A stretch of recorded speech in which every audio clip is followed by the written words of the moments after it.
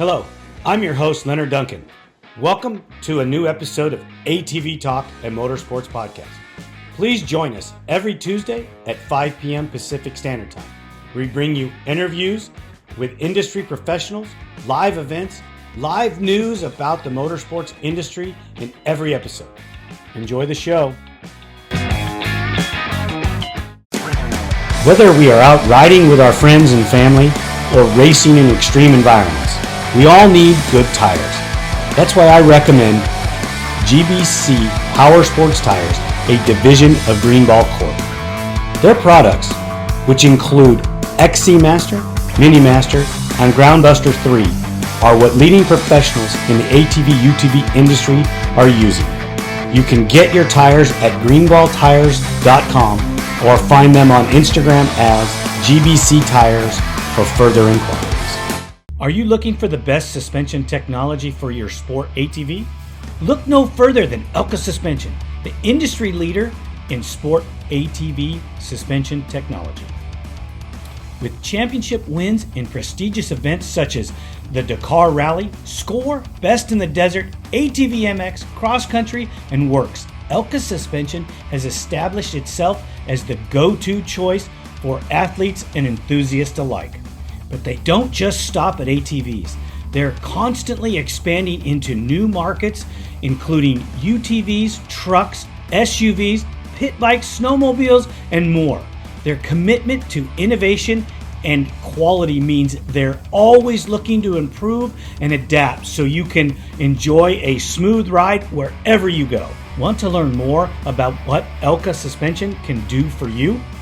Visit their website at elkasuspension.com or give them a call at 450-655-4855.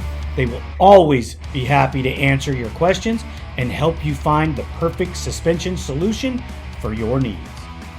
Jason Zittel, welcome to ATV Talk. How are you, brother?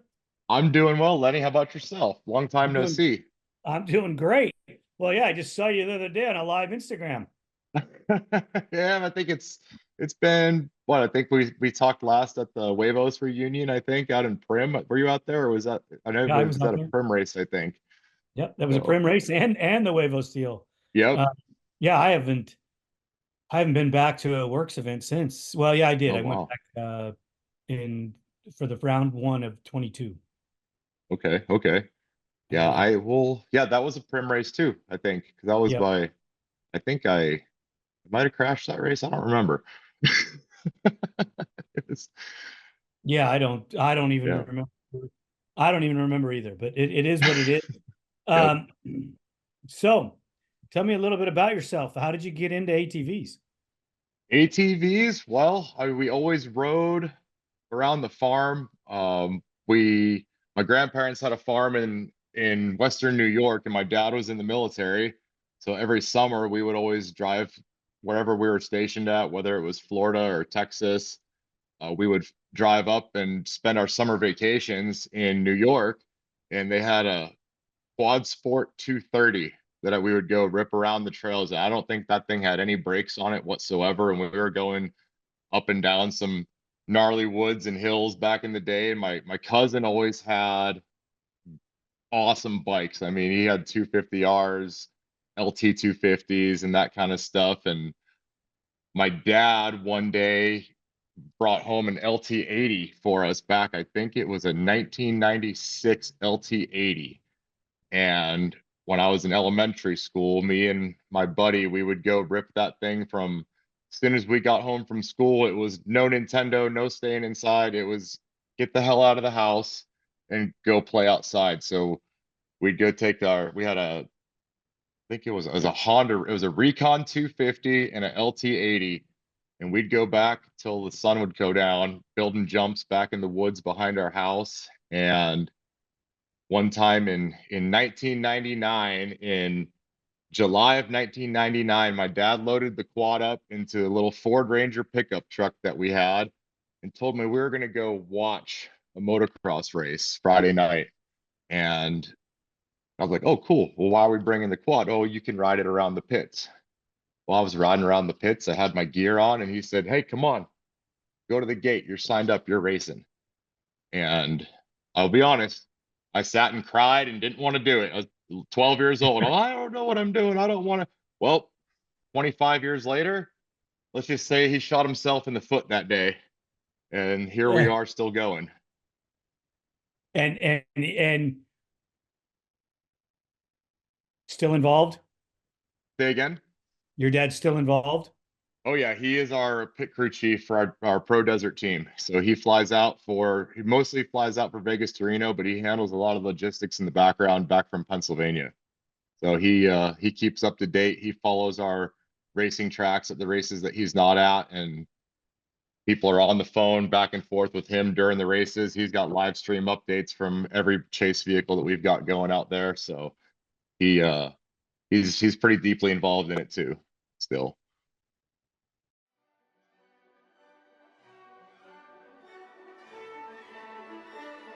Are you ready to be captivated by one of nature's masterpieces? Discover the breathtaking beauty of Antelope Slot Canyon, a natural wonder in Page, Arizona. Join us on a guided tour and immerse yourself in the mystical light beams, rich colors, and serene landscapes. With tours at prime sunbeam hours, experience photographer's paradise and capture memories that will last a lifetime. Comfortable shoes, a camera, and a smile are all you need for this adventure. Book your journey today at Antelope Slot Canyon Tours and let the canyon enchant you. Please visit us now, antelopeslotcanyon.com, for more details.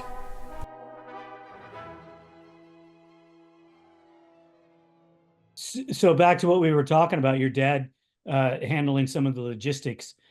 Even when he's in Pennsylvania, he's still watching the racetracks.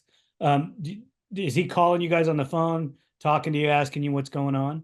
Yep, absolutely. But we just did Silver State 300, and I had some downtime, so we had some carb issues, and I was actually pushing the bike, and there was a few times where I couldn't get it restarted.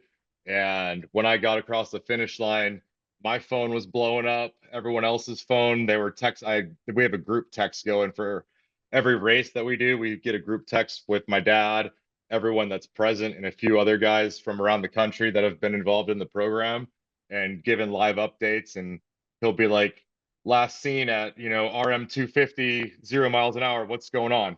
And with each rider, he keeps up to date with all of us. He's retired military, so it falls into everything that we have going on with our race team. And the military was basically provided for us to go race when I was younger. So that was a huge part of my life, was the military and racing combined. How did that first race with the at 12 years old end up? I got fourth out of four. They had an open quad class, and it was me on an LT80. There was a 400EX, a Banshee, and a 250R.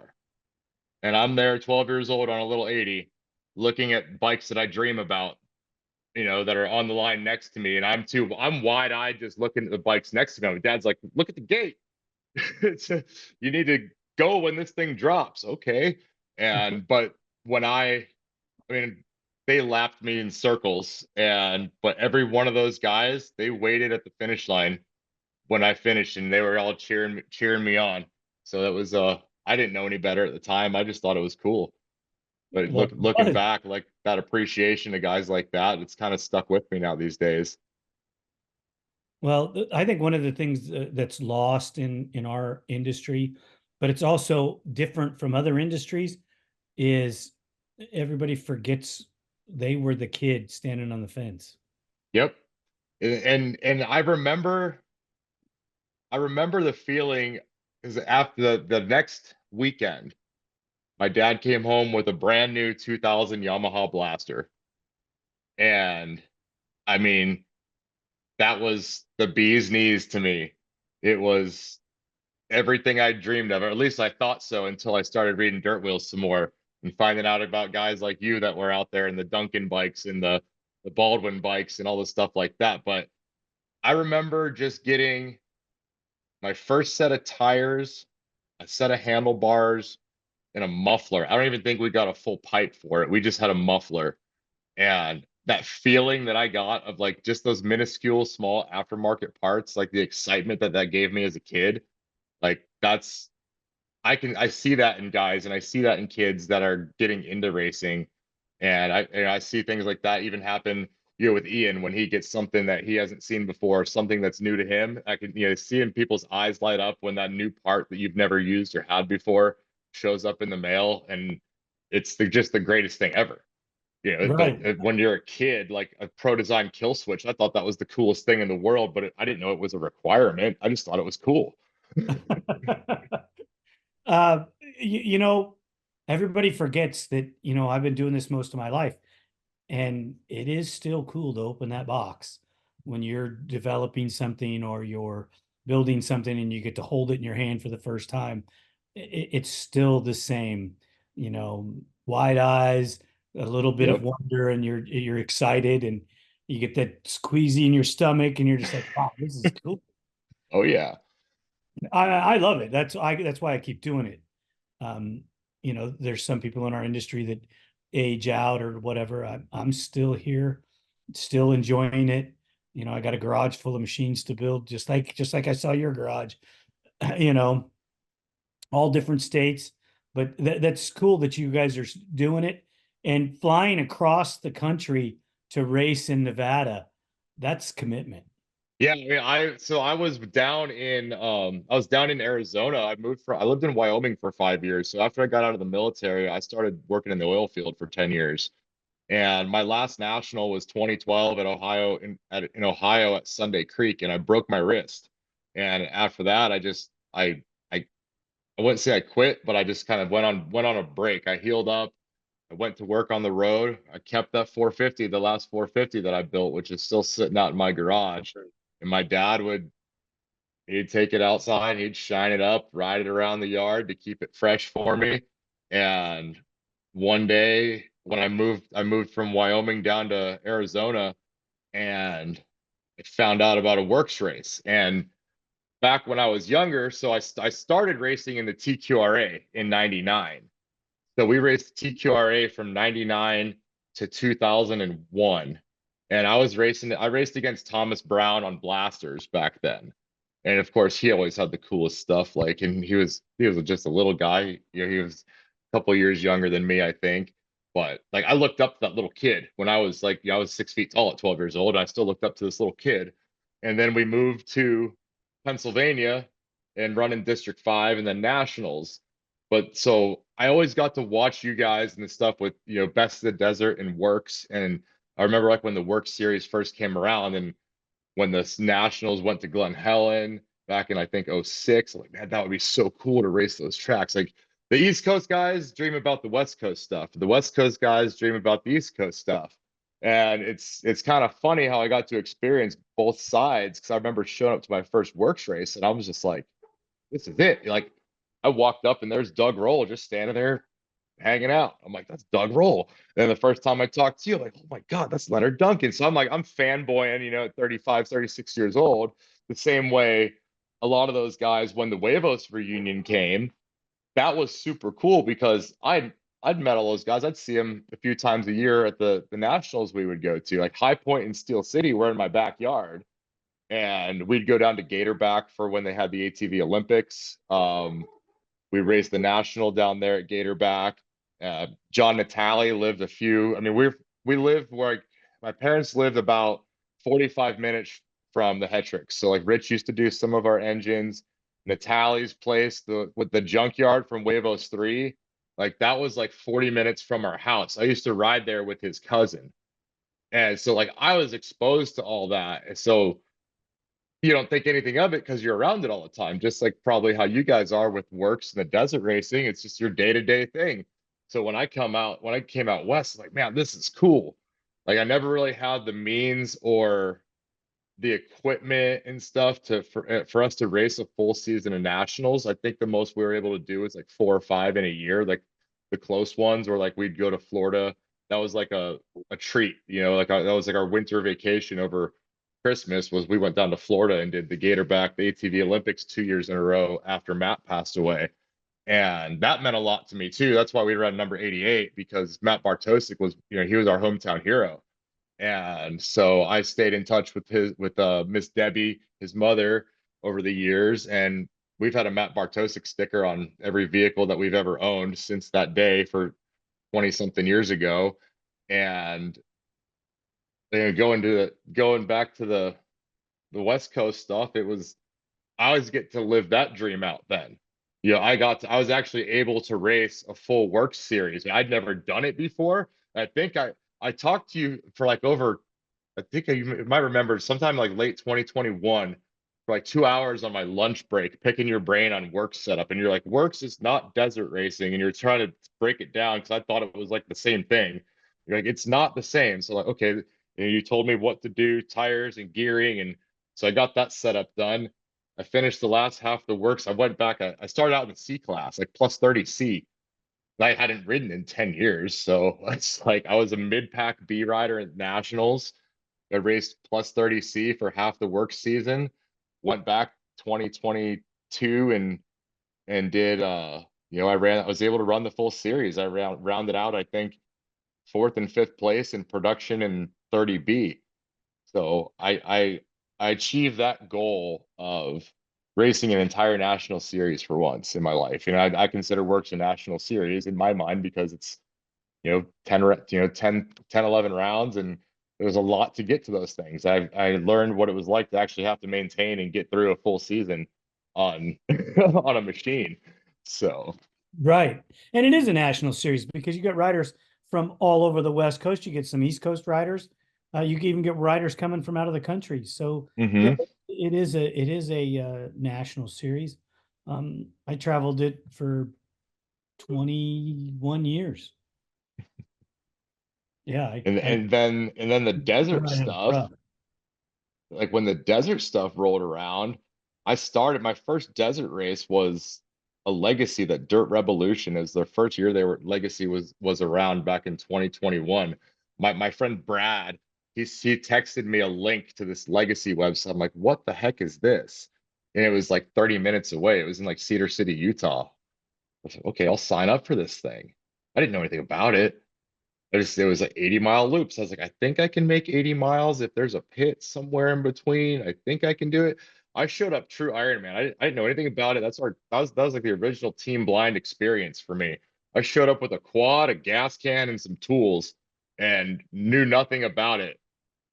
And I was just like, that was like the true Ironman. I was racer, pit crew, everything. And I met the Romans brothers. I'm not sure if you're familiar with them from some desert back in the day, but they were the first quad that I saw. So, quad riders are. If you see another quad, you go talk to the guy. Right. And they ended up helping me out with the pit crew, and actually ended up snapping a tie rod like 80 miles in or something like that. And I didn't know that you could fix the stuff and keep going. So I left the race and I went and bought another roller to start building for desert racing. And Ian called me like later next year, 5 weeks before Vegas to Reno in 2022, and like, hey man, we're racing Vegas to Reno. You in? I'm like, okay. What do we do? Right. What do we have to do?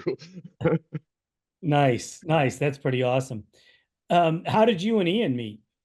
We met at a WORCS race in my first we actually met at my first WORCS race there in Cedar City. And he was walking around with his camera filming stuff for his channel. I'm like, man, who's that guy? He's got to be some top YouTuber, with the talking about all this stuff and filming bikes. And come to find out that he's in the military, and we started sharing stories. And him and I, we're like those two guys that we can communicate an entire conversation with Dumb and Dumber movie quotes. So it was just like an instant click, and nobody else, they kind of look at us weird because we're just, bantering with different movie quotes and song lyrics and quad lingo. And ever since then, we've been, pretty much inseparable when it comes to racing. Nice, nice. Well, I mean, you got to be friends with the people that you do this with. and get along and understand and be on the same page. So that's pretty cool. Yeah, we probably talk to him as much as I work in a week mostly. So I probably talk to him about 30, 40 hours a week or more, it seems. So where does the name Team Blind come from? That it started as an inside joke in works racing because him and I were, he's active duty and I was working construction. So we could never get the time off to come to works races and do Friday practice, and let alone sometimes. And then we didn't even want to like, because that's half the time the way the schedule was, like we were always like right up after the sight lap, it seems. So we didn't want to go tear our stuff up after, during a sight lap. So we would literally like, whoop, we're going in blind. The first time we'd see the track sometimes was when the flag would go up. And I'd never raced any of those tracks before. And he hadn't raced a bunch. I think that before that year, I think when like during COVID, they had a bunch of races at Havasu, like 5 or 6 races at Havasu or something like that. And they didn't go to many different tracks. So we would literally, we're going in blind. And then that got amplified at Vegas to Reno, like our first year.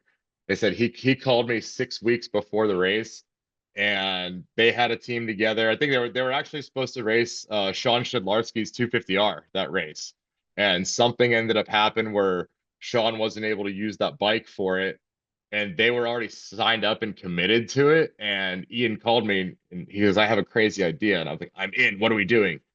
We're racing Vegas to Reno, and then that's where we had to start figuring out the logistics, the pit stops, the bike setup. I mean, I'd say now we're like Team One Eye. We kind of have a monocle now, so we kind of know what we're doing. I mean, we've elevated to the pro class. So I mean, we got second in expert our first year. So for one, we finished Vegas to Reno our first year. That's a feat in itself, finishing that race. Because growing up, like best of the desert, Vegas to Reno, that was like like I was up there with the Baja and everything else. It was the biggest race in the States. So I would dream about doing that race. And 20 something years later, we finally did it. And then we finished it. And then we also got second place. So we're just like minds blown at that point. So 2 months later, I call him and I said, "I got a crazy idea." He's like, "Well, what's that?" "I'm in. So we're gonna race the pro class at Laughlin." It's like, okay, let's do it. So that was our first taste of that. And we had Brett Greenholz is helping us out with a bunch of setup stuff and racing.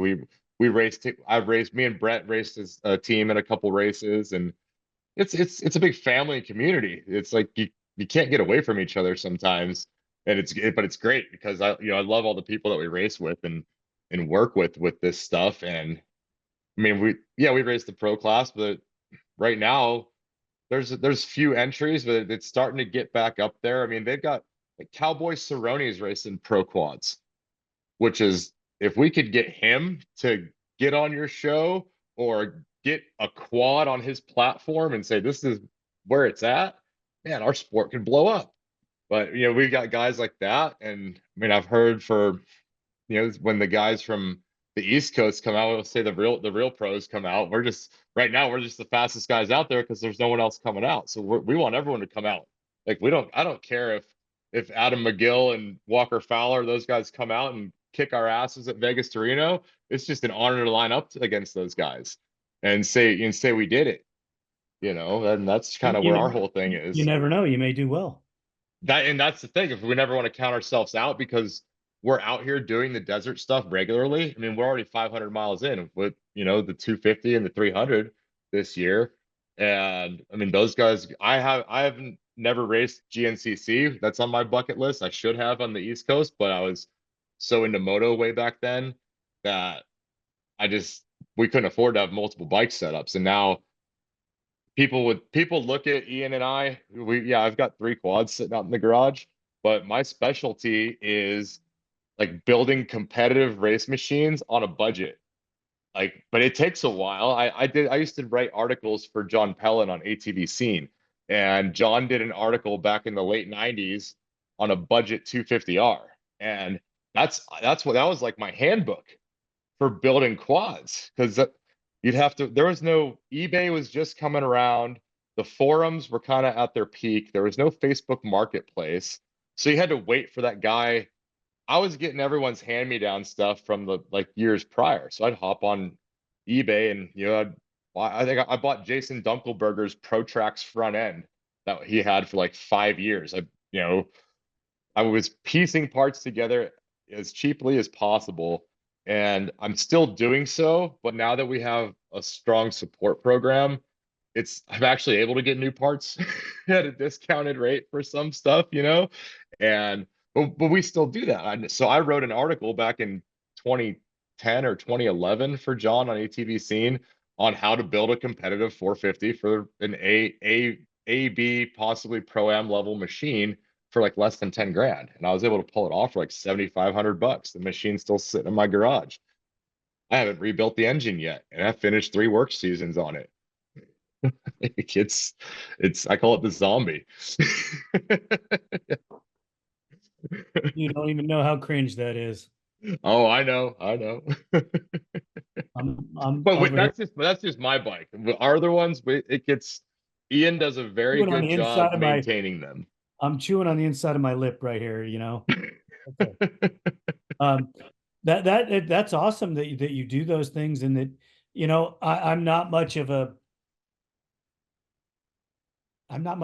budget follower when it comes to building machines. Oh yeah.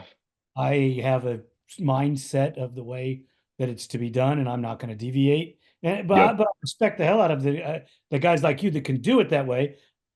I just can't. We have, I guess, a reputation. Yep, you've got a name and a reputation to put behind that, and I always admired those bikes. Like when Spader was on there in 1 and 2000, like that bike was just like that blue and white Lobo that he raced on. And I actually raced against Travis in the plus 25 class at Budds Creek back in 2012 when he was running like 7 different classes on a Can-Am.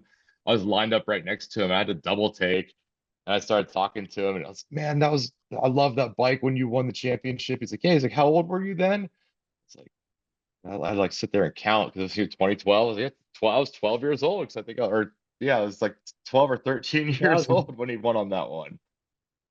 But I mean, like, I'll go and like, I'll buy like a set of used shocks and I'll send them out to Clark Jones and have him, redo them, or we'll buy a set of used arms, repowder coat them, inspect them, and new bushings and ball joints and heims. It's not just like a straight clapped out build. It's more so like a repurposing or like a retro or like a resto mod to an extent. It's kind of Right. like how I do it. I understand. Where are you living right now? Right now, I'm in Rapid City, South Dakota. So you're not that far from running a woods race. Yeah, I want to go to what's the 12-hour race? The Heartland Challenge. Yep. I want to go to that possibly. I want to see. This year we're primarily concentrating on the desert stuff. I'm actually going to race motocross at a race in Nebraska next weekend. So I'll have to dust. I don't have any moto skills anymore. So I'm not much of a jumper these days, but I'll go rip 80 across the desert with no regard. But something about a 30-foot double sketches me out nowadays. No, it always sketched me out, so it's okay.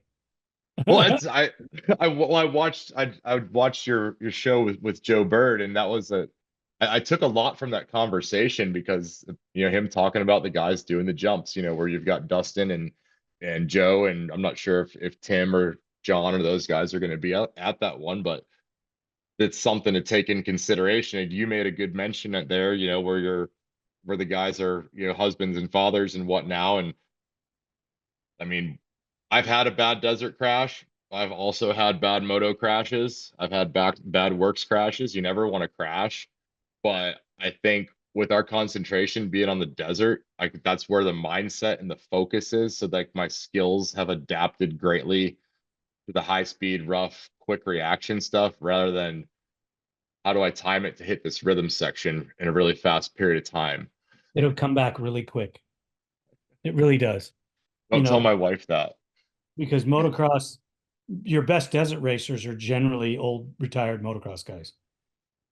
there is exceptions, but characteristically, if you look at the history of most of your champions in the desert, they came from some type of motocross background. You know, Caffro and Matlock are two of the guys on the other side of that, but Caffro had some woods background, you know, and Hmm. in the early days of woods, there was motocross involved in it. So, you know, there's a different sets of skills there. You know, Eichner came from motocross and he Yep, raced. he's one of the heroes that I had on the wall when I was a kid. And there was the picture of him jumping on the Duncan Banshee where it was coming down and he had it kind of sideways. That was like I had that giant poster on my wall for like forever.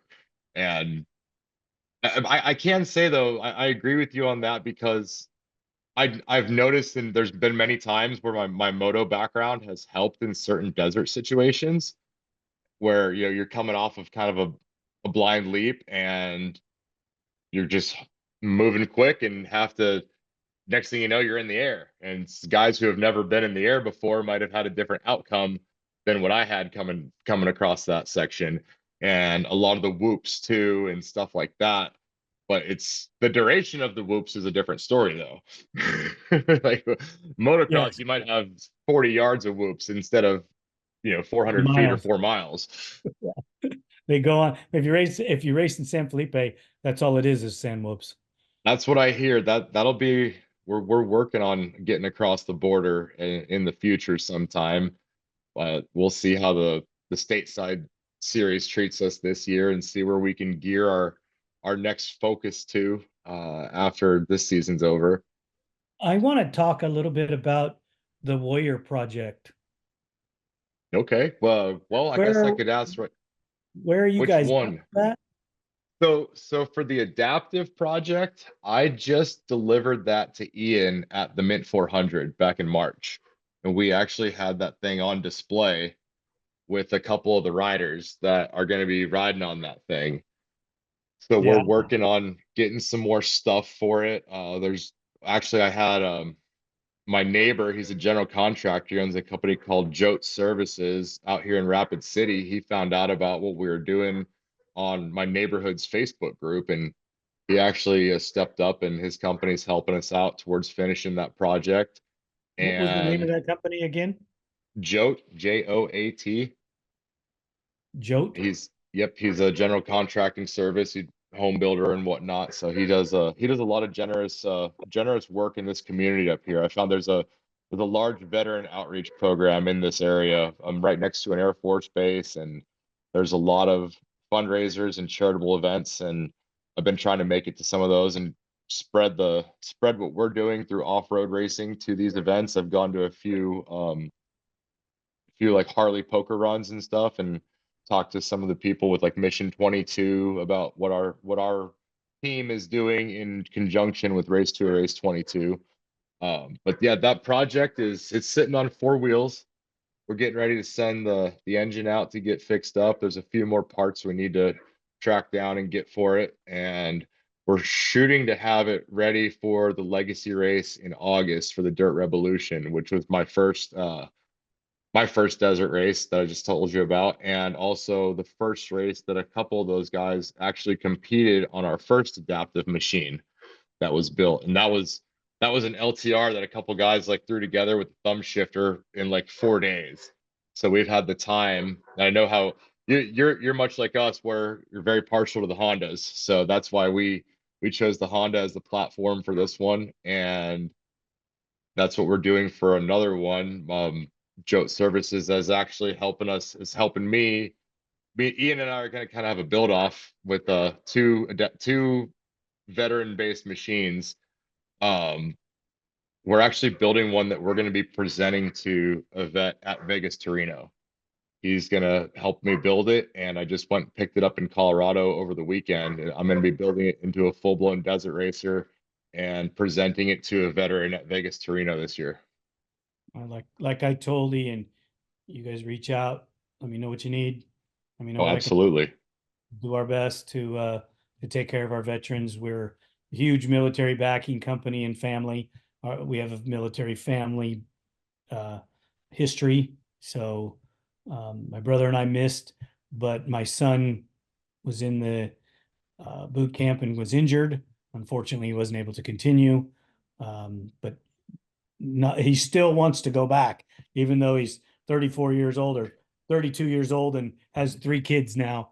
Well, I mean, he decided to make that commitment as a young man, much like myself and everybody else, and that's still, you know, the guys that are there's not that many out there these days with what's going on, and you know there's not as many young men and women that are willing to take that commitment these days. So it's good to see, you know, that there's guys that still want to go. I mean, I would go back if I wasn't all tattooed up now and could still go back.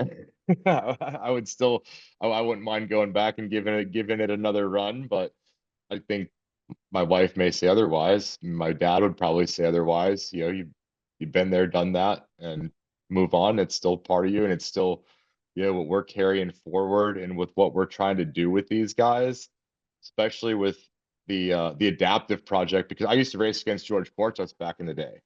So George and I are really good friends. I actually stopped and saw him down in Colorado before I picked up the adaptive quad that we're building, and George gave me some of his one of his shifter linkage setups that he had custom made for a Honda, so guys could shift with their right foot, and a handful of other stuff. So George has always been instrumental in an inspiration for my racing. You know, I've diced it out. There's pictures of him and I neck and neck at the ATV Olympics and some motocross nationals, and we've always had some inside jokes about crashes and whatnot, because I had a doozy in the Gatorback National back in 05 or 06, and George happened to get it on camera, and I'd say film. It was film back then.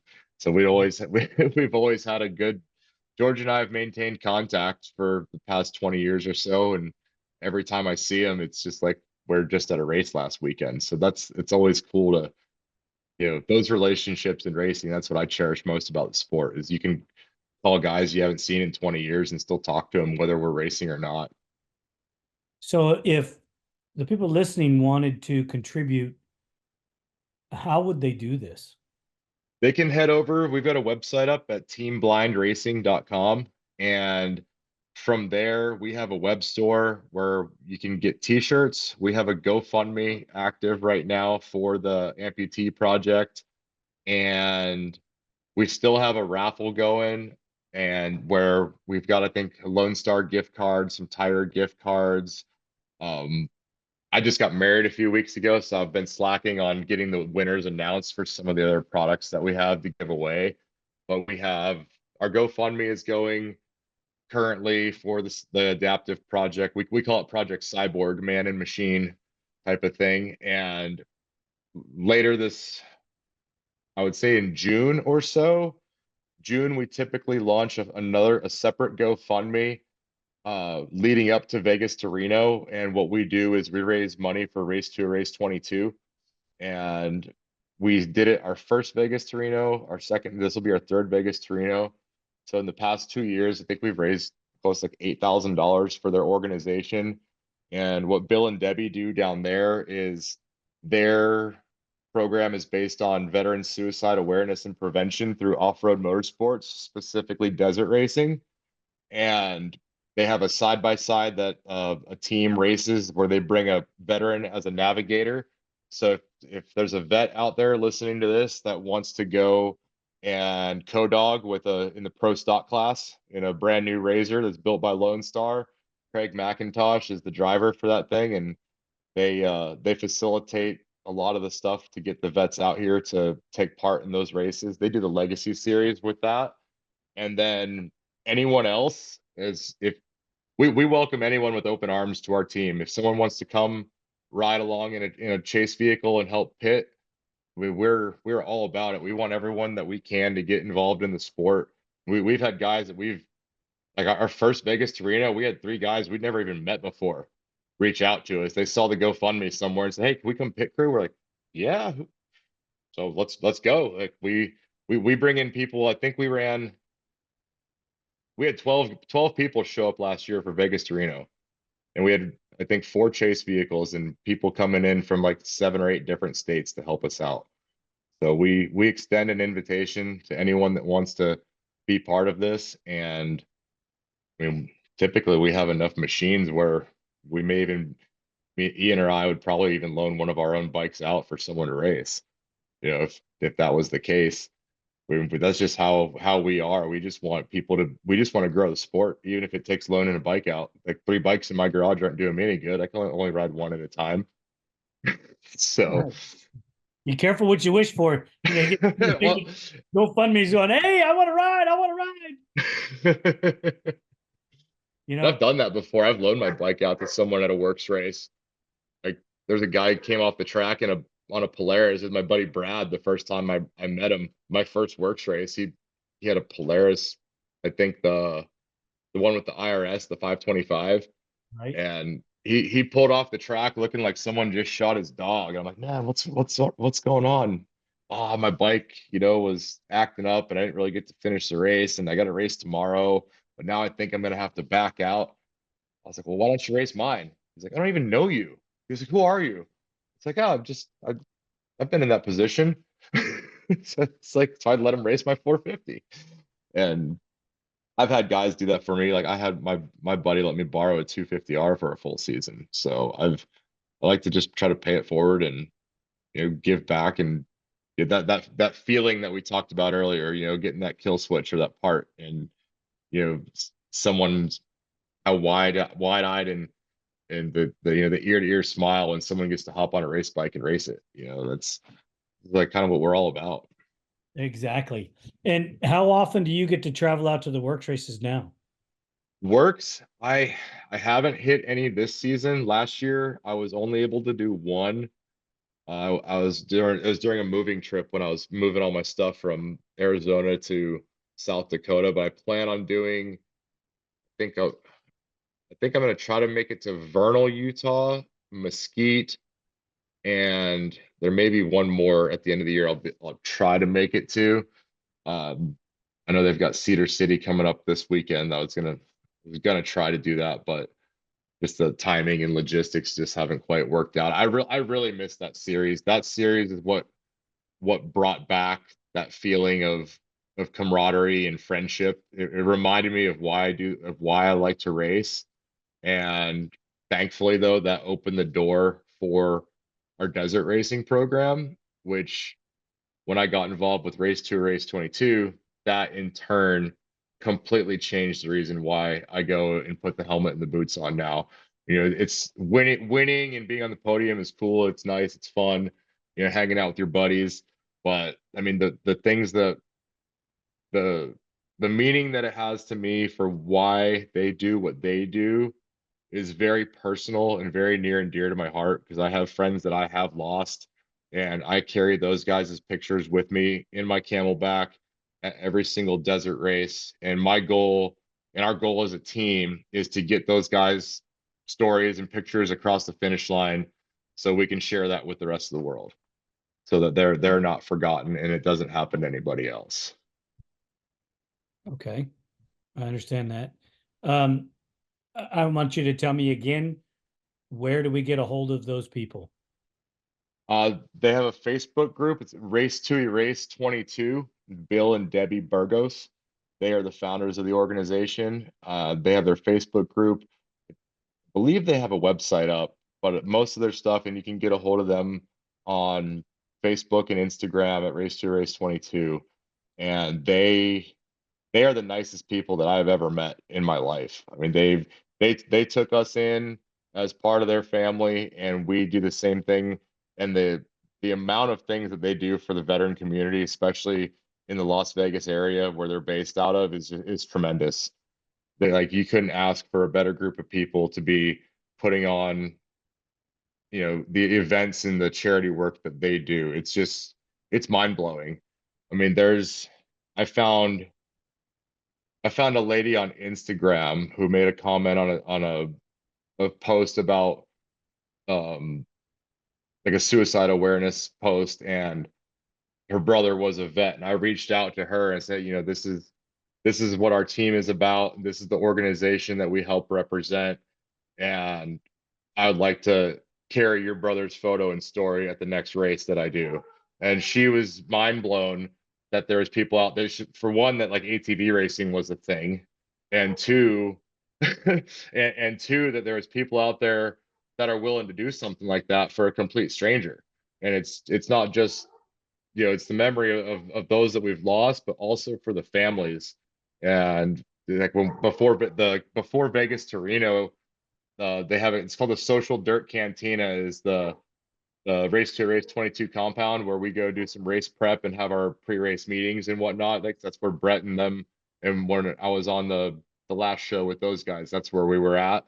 And before Vegas to Reno every year and some of the other big legacy races, we bring the families of these vets whose photos and stories that we carry, and they come and we have a big cookout and a big social, like a big event, and we talk about racing and talk about their family and talk about their loved ones and share stories. And I mean, I'd be lying if I'd say everybody there wasn't in tears by the end of the night and then laughing again.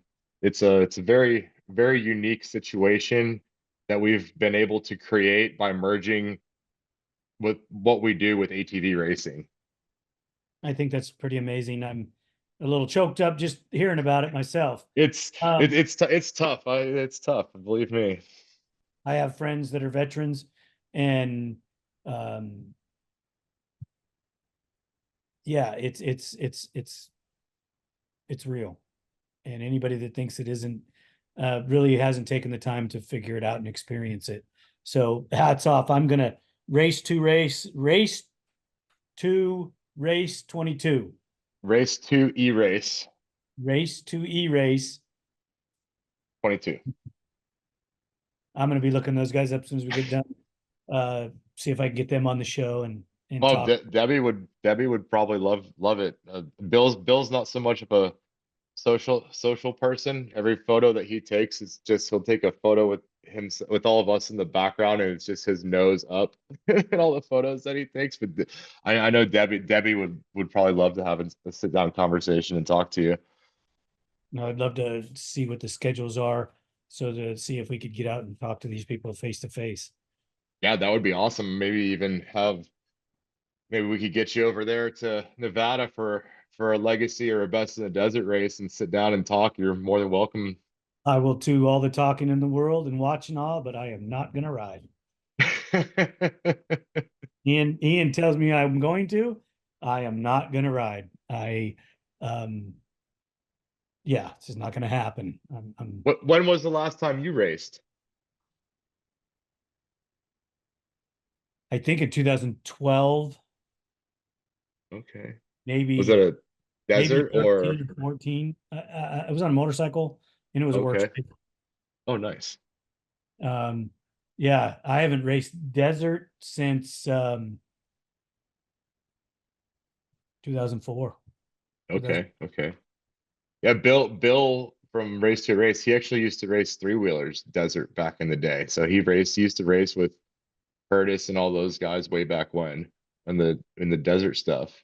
I never raced a three wheeler in the desert, but I, rode 250Rs in the 80s in District 38. Yeah, I was never a desert racer until we started going to Best in the Desert. Hmm. And And then you guys won Baja a few times, didn't you? yeah, but I was never a rider. I was always a work on the stuff at the shop, never going and chasing. I didn't start chasing Baja until 2007. Oh, wow. We went to 250 with Doug Roll, my brother and I did, and was in San Felipe. And other than that, we just didn't have time. Yeah, I mean, you've got a full operation. You got to build the stuff for the guys that are doing. I mean, everything out there is. I mean that's what I remember. Other than Spader's 2000 bike, anytime I saw a Lobo, it was plastered with Duncan Racing, and that was like, that's what we got to have, you know. You see them with a lot of different stuff on them nowadays, because the Lobos got out there and people bought them, changed things around. I'd love to see some of the stuff they do, and then some of it I don't like at all. But it's to each his own. You know, it's just like when you build a 450 or you build an LTR or you build whatever, everybody's got to put their own spin on it. Yeah. You That's know, what I mean. I run a Protrax on both of my bikes. Everyone's like, "Oh, if a Protrax is so good, how come they don't make them anymore?" But the guys, they don't know the history behind a lot of that stuff. And in today's world, with I call it, the Amazon world, where you click and you get it in 3 days, they never understood waiting 19 months for a frame or a year for an engine, or 6 months to a year for Wayne to build a set of PEP shocks by hand, you know, at his shop, because they were the only ones doing it. Where, now you can get a set of shocks overnight, or a couple weeks, if that. And seeing what people not build good these ones, days. not good ones. Exactly. You can get and that I saw that. I was laughing when you and Joe Bird were talking about the shock thing, and saying said what he likes and what you guys like. And like, I run what I run, and we get them And you know what? Does rebuilt. it work for you? Oh yeah. Then who am I to say anything? Yeah, that's how I say the same thing. It's just like, for one, everyone needs to take into account to buy what you can afford, because if you're spending all this money, then you can't go to the races and get what's going to work for you. And in my honest opinion, I mean, like I said, I haven't raced motocross or been on a motocross track in half a decade. I just took that stock 450 out that I just bought in Colorado. I just took that out at the motocross track in Nebraska on Saturday, and I think it's got stock shocks that are reworked with like triple rate springs, like from Rocket Ron or someone like that, with stock A arms and a Tusk axle. And I went out there, I felt just as fast as I did on my Protrax 450R. It's a lot of guys don't realize that you don't need a lot of that stuff. Where even guys like us, we're running old school Elkas, like old school, like pre dual compression adjustment Elkas. And we send them out to They don't Clark even make the Jones. internals. They don't even make the internals for those anymore. Well, that's why we sent them to Clark. And I mean, the only thing on it is Elka body, essentially. But Right. we're we were nowhere near riding a lot of guys, ourselves included. We're not riding this equipment to its full capabilities.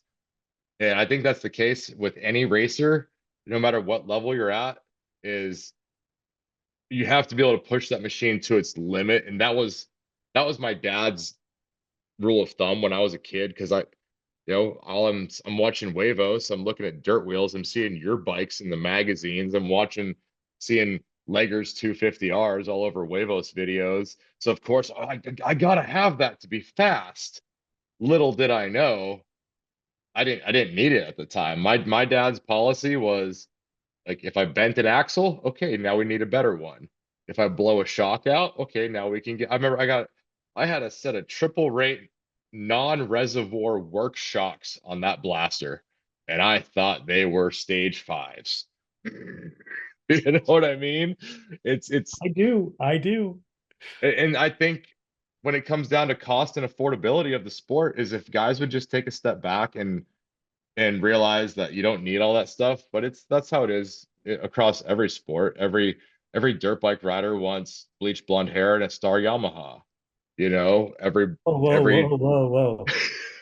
Oh, oh, easy now, easy. hey, I have blonde hair, so I was left out when everyone was frosting their tips back in the McGrath days. So I could never be cool like that back then. It's okay. We don't have to frost our tips. I'll take the red bike. You know, it's okay. Well, so Long, so will I. So will nah, I. as long as it doesn't say gas, Husky or KTM on it, we'll put that in front. Or But beta. I prefer that red bike from Honda. Yep, that's all we've ever ran. I mean, the blaster was my only Yamaha ever. And then it was set in stone, like in my mind, that I had to have a 250R. But I look back now, because my option was, my dad told me, he goes, we can either go buy a brand new 400EX, or we could try to find, because back then you couldn't find a 99, you couldn't even touch a stock 250R for less than 5 or 6, 7 grand.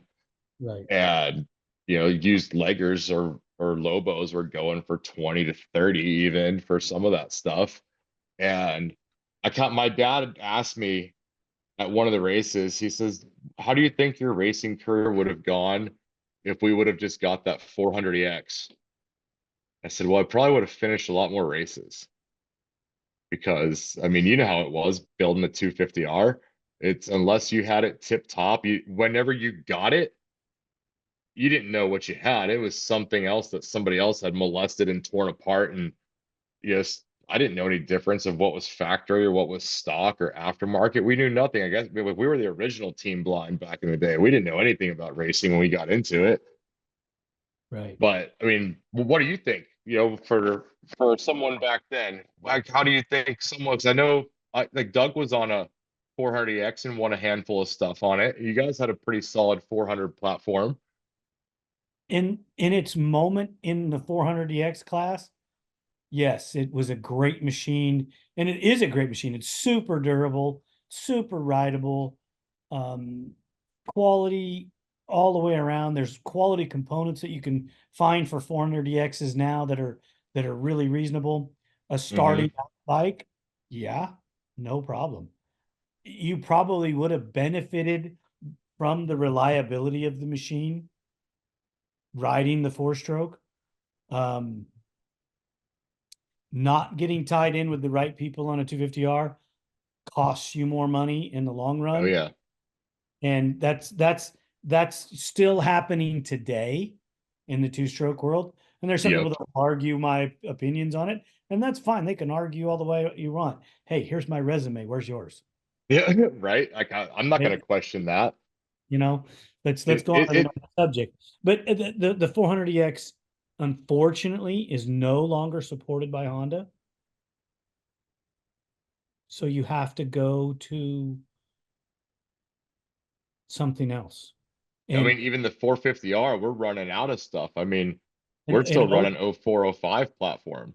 yeah, and they're done. They're not doing any Yep. more for it. We're scrounging for parts, but like, it took us, I agree with you 100% on that aspect with the 250R and 400EX for where I was at that time. Because so we got on a 250R in 2000. By the time we, like you said, getting with the right people, because we were team blind back then too, it took us 5 or 6 years to get it all figured out. And when it was all said and done, I had a full leggers CR500 link Protrax 265 power valve setup that was bulletproof.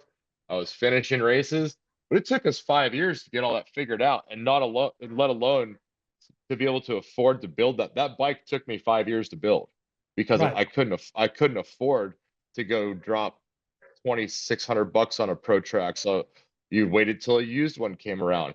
But the catch 22 on that, I guess that would be, is by the time I got the 250R figured out, the production bikes had already started. The like, I was at the high point when Corey debuted the YFZ for the first time, and we couldn't afford to go the CRF route, so everyone was ditching their 426s and whatnot for a CRF hybrid. So then I got a leftover someone else's problem YZ426 hybrid that I built. I never even got it figured out. I stalled it once and just started walking back to the pits. They had a flip top subframe with a hot start and everything on the handlebars. I didn't know any better. I didn't know about anything about 4-strokes. And then here I'm on the worst one to get started ever. So we ditched that, and I got rid of my hybrid in 09 and picked up my 450R in 2010 and built that for Pellin on ATV scene, and here we are. I've finally got them figured out, and now everyone's on a Yamaha. Go figure. Well, it is what's left, you know. So if you're going to switch to a Yamaha, switch to a Raptor 700. That would probably be the plan. I've heard you got some good things in the works for those. Oh, dude, they're beautiful machines. You know, and this is me, when you set them all on the stand and you're getting ready to put plastics on, I like that 700 just sitting there. I mean, I'm not taking anything away from the 450R Honda or the Yamaha 450 or any of the other models. That 700 just, I really like the way it looks, the way it sits. When you put them together and you ride them for the first time in full dress, they are unbelievably different. Yep. They handle, they turn, the little bit of weight you gain, they're 30 pounds heavier than a 450. 30 How pounds. much? 30 pounds. You can get rid of that easy. No, you can't. You never get it lighter. You never get it comparable because of the components that you put on to make it durable. Yeah, you're going But you, wider and but you, whatnot. but So you, but you're adding weight to the 450s when you do the same, when you're building it for the same event. yep. And we finally have a link to gas tanks, so I can get gas tanks. I just have to order quantity. I can't order one. I actually did the test ride for when the 700, then the EFI first came out. I was at the intro event in Bend, Oregon. And I had to sign all kinds of non-disclosure agreements, and I did an article and a test ride for ATV Scene back. I think it was in April of 2012 is when that happened. And I remember riding that because I'd ridden the 660s. I think the first time I rode a 660, I goosed the throttle and it just like the front end was up off the ground and just out of control and trying to do donuts and it would just want to flip on you. And I was I expecting love that. the 660. And I was expecting that out of the 700. And I was able to like rip that thing, the stability on those Raptors. I would love to just stretch one out and just race it in the desert, pretty much like bone stock, throw a fat boy on it and call it a day. You know what I mean? And Well, you need to widen it out because it's too narrow. Um, and when you put the better suspension on it, it lowers the center of gravity slightly, and you're widening it out, so you're making the whole machine more stable. Um, I love the platform, which if not tonight, within the next couple days on my YouTube channel for ATV Talk, we'll be dropping a Raptor 700 build. oh, Uh, nice. and it's a trail build. It's not even a desert build. It's just for trail riding. But the art of it'll be out before this airs, so people will be listening to it going, "Oh yeah, I looked at that freaking weeks ago. What are you talking about?" But I like that platform. Um, I think that it has real potential. Some people argue, some people don't. Um, we got to go to something. The it's Yamaha, it's a, it's a big bore sport quad that you can still get. Where else you can, like that's and you're building your Yamaha 450 that's a motocross bike yep. that you really have to do a lot of work to make it a desert machine unless you have a highly skilled individual on it, where I can take, no offense to your team, I can take your team, put your guys' team on a Raptor 700 built correctly, and you're dropping your overall cost engine wise because there's little to no engine work done to it, and you're going faster than the 450s. Oh yeah. I mean, what do those things top out? They top out in the 80s stock, don't they? I don't know what Close they to top it. out stock, but you put a pipe, and ECU, and an intake on it with 23, 22s on it, and you're going in the 90s. And it seems to me, correct me if I'm wrong, that the Raptor, like the fuel system and a lot of the electronics, it seems like it's much more simplified than like a YFZ. Like, I think the YFZ stuff is pretty simplified myself. Once you start working with it, it's not overly taxing. yeah. Quit making the wheel round. It's already round. You don't got to do anything. Follow the simple instructions that you get when you deal with the right company. There's a couple of us out there that I work with the 99 percentile of the Vortex customers. There's other people out there that Okay. take 1% guy that's adding mass compression and oxygenated fuels. That's not my forte. That I can do that, but I don't want to do that. I don't make any money doing that. And the people buying it from you are spending a lot of money. But the Joe Blow, the average guy, where you would be in a desert machine is you're not building a bunch of compression into it. So you don't need the dyno. You have everything you need in the unit there. You can tune it, you could pick your ignition curve, and you can go ride the thing and have a great time. And all of the parts are available from multiple vendors, as far as suspension, shocks, Yep. exhaust, intakes. Well, I don't know if there's multiple intakes for it. There might be. I know There's a FCI. few, a lot. It seems a lot of stuff is geared towards like the sand and drag community with those things, but I know there's some guys that specialize in the Raptor stuff, and obviously anything if we're gonna go that we've actually tossed that idea around a lot because I mean let's face it, the 450 is gonna go the way of the 250R, and the aftermarket isn't there that we had for the 250R. We're not getting the billet cases and the frames and the calipers where we can get the Yamaha parts. And honestly, those things are really comfortable. I think if you go to a 700 Raptor, you're probably going to be pretty happy.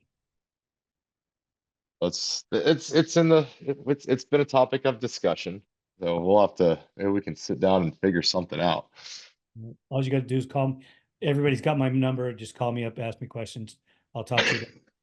I talk to Joe Toll all the time from ATV On Demand. That's what I do. I talk ATVs all the time. So I talked to him for 2 hours Saturday afternoon while I was driving back with this other quad.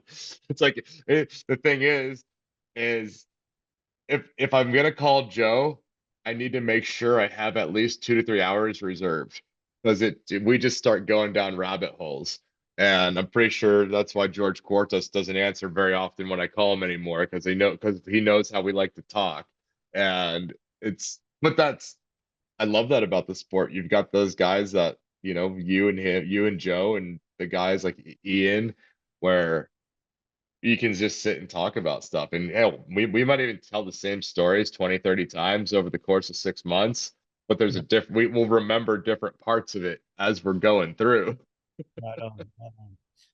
Jason, I want to thank you so much for giving me your time coming on ATV Talk. I know that you're a busy guy like the rest of us. The team here at ATV Talk would love your feedback. Please email it. Thank you for listening. We hope you enjoyed this episode. If you did, don't forget to share us with your family and friends. The podcast is available on all streaming platforms, and you can find us on social media as ATV Talk Podcast. We're on Instagram, Facebook, TikTok, YouTube, Rumble, and Twitter.